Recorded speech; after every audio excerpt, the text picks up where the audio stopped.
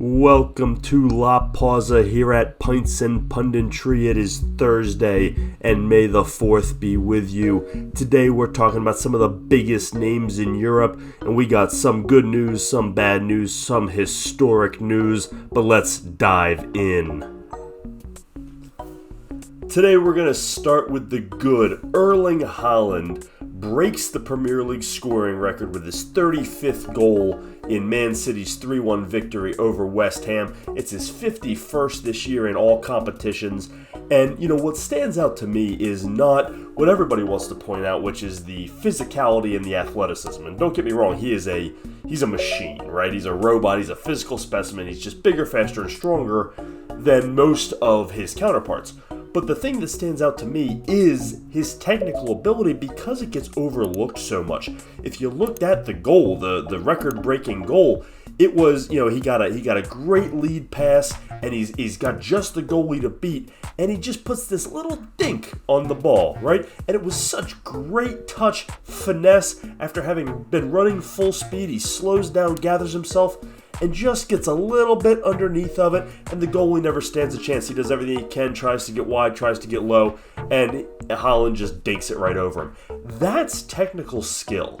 That is ability. That's not just being bigger, faster, and stronger. If he was trying to just be bigger, faster, and stronger and more athletic, he would have tried to make a move or blast it by him or, go past him. No, just dink right over top of him. Fantastic skill, and we've seen that all season. If you've been watching him, it's you've seen the assists. He doesn't get a lot of touches, and yet he still is willing to create goals for his teammates and distribute the ball. He does drop deep sometimes. I mean, he's just really a supremely talented player, and it's not just the athleticism and being a physical specimen. So this is much more Shaq than Dwight Howard, if you want an American basketball reference. But he's really just impressed with his technical ability, and he's still going. And the league just hates him and Man City for it. And it's one of those things where if you want to hate him for the right reasons. If you want to hate City, hate them for the right reasons. But don't tell me he's not good. Don't tell me that they're better off without him. Don't tell me that all he does is score goals. Because you haven't. All that tells me is you haven't been watching him. And you haven't watched City. And you've just predetermined the fact that you don't like Erling Haaland and Manchester City. And that's fine. But at least don't like them for the right reasons. So, Erling Haaland, congratulations. Fantastic season. And it's still more to come. Next up is the news that Lionel Messi is apparently done at PSG thanks to an unauthorized trip to Saudi Arabia and PSG dropping the hammer on him. It's the first time that they have imposed a punishment, a discipline on a player for this type of behavior since the Qataris took over in, I think it was 2011. So they are making a statement, and I do wonder how much of this is them already having predetermined that they need to get out of the Messi contract and that they're ready to move on from him, and now he just sort of, spoon-fed them a nice, easy excuse to do that. This seems like a much ado about nothing in that, he's going to move on, and that was already a possibility. It's been well known that Barcelona wants him back. It's also well known that they may and probably can't afford it. What really makes this interesting is the potentially $400 million a year contract from a Saudi Arabian club that is now on the table for Messi. And is that enough for him to take the Cristiano Ronaldo route and go play in the Saudi Arabian League, where I have to think he would just absolutely dominate, given what he just did at the World Cup and what he's done in League One? And he's, even though he's getting on in age and miles on his legs, he's still a fabulously productive player. So is that really where he wants to go? Well, $400 million speaks a lot, and there's reports of his wife being the center of an ad campaign for Saudi Arabian tourism. I hope somebody's willing to ask him the same questions that they asked the live golfers and others that have taken Saudi Arabian money. But they probably won't, because it's Lionel Messi. The real question here is, where is he going to go? Is he going to go back to Barcelona? Is he going to go to Saudi Arabia? Is he going to go to MLS? That's a real possibility. Now, Inter Milan is the most likely connected team. They and other MLS teams, no one can come near this level of money, but there are fantastic marketing opportunities in America that he wouldn't get in other leagues in Europe. So, that could remain a possibility, but it's going to be really tough for him to pass up this Saudi Arabian money if it is legitimate. But, you can't count out Barcelona. It sounds like they're willing to sell off everybody they have under contract in order to get Lionel Messi back, since they never wanted him to leave. So all we really know at this point is his time at PSG appears to be done. The PSG fans are handling this about as terribly as you could possibly imagine. The rioting in the streets, the going to Neymar's home. I mean, get out of here. What a terrible fan base this is proving themselves to be.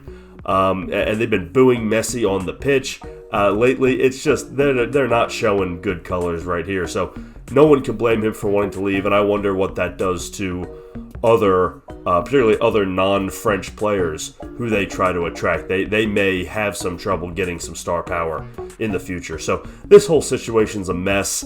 No one's really coming off looking very good here, but it sounds like Lionel Messi's going to come out of here even more ridiculously wealthy than he already is.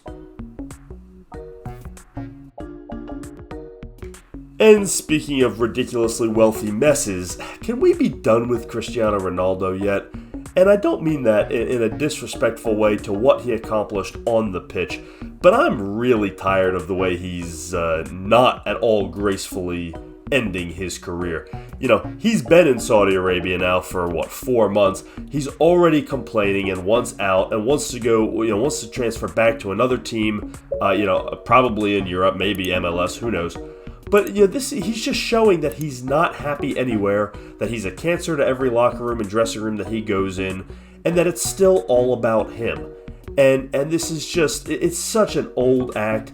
Ever since the drama at Manchester United, I think he has shown that he can't play the I'm Cristiano Ronaldo card anymore, and yet he still thinks he can. And he still thinks he's bigger than every club that he's on, and he's just not. Unlike Lionel Messi, who is, a one-dimensional aging goal scorer at this point, his teams seem to still win. Cristiano Ronaldo's do not.